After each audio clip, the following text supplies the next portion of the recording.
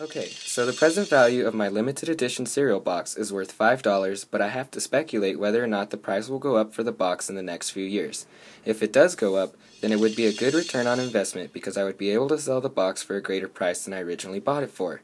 This would result in a capital gain because it increased its value over time. But if I pass it down to my son, and he passes it down to his son, the prices and present value will accumulate greatly. My family owns a small business, and they have to constantly speculate whether or not they want to invest in natural resources such as copper.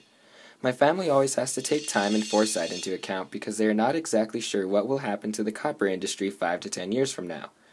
My family has to be careful when dealing with natural resources because the value of that resource can fluctuate greatly. So even though the price of copper may be going up in a few years or even a few months, the value of copper can decrease greatly. But if the price of copper continues to grow, then my family will be able to benefit in a capital gain. My family also has to consider the risk they are taking to investigating copper as time goes on. My family's business consultant constantly has to be speculating about whether or not we should invest in copper stocks, which are shares in the copper industry, but there's still no guarantee that the money we invested will be returned to us.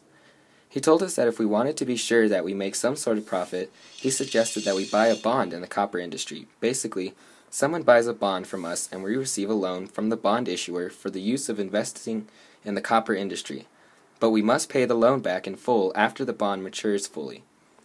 Usually the investor will receive interest payments for the issuer. He told us that if we invest a lot of time and money into the copper industry, we could potentially have too large of an inventory of copper, and could be the reason as to why the prices and the value of the copper lowers, especially if we hold on to the copper stock for a long time. He also has to be constantly thinking about human capital and what specific type of person we have to hire for the business. So, if engineers and scientists make as much money as business executives, there's a mathematical proof that explains why this is true. As every engineer knows, knowledge is power, and time is money. When you put work over time, you get power. Since knowledge equals power, and time equals money, you can also put work over money to get knowledge. And if you solve for money, we get work over knowledge equals money. Thus, as knowledge approaches zero, money approaches infinity, regardless of the work done. So in the end, the less you know, the more money you'll make.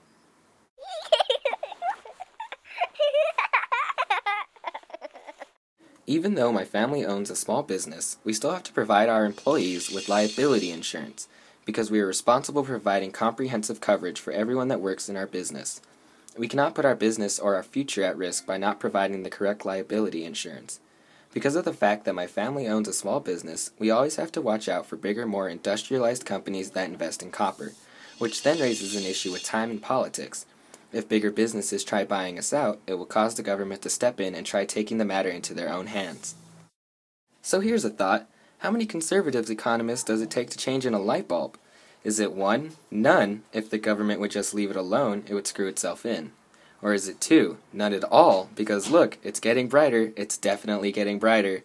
Or 3? None whatsoever. They're all waiting for the unseen hand of the market to correct the lighting disequilibrium.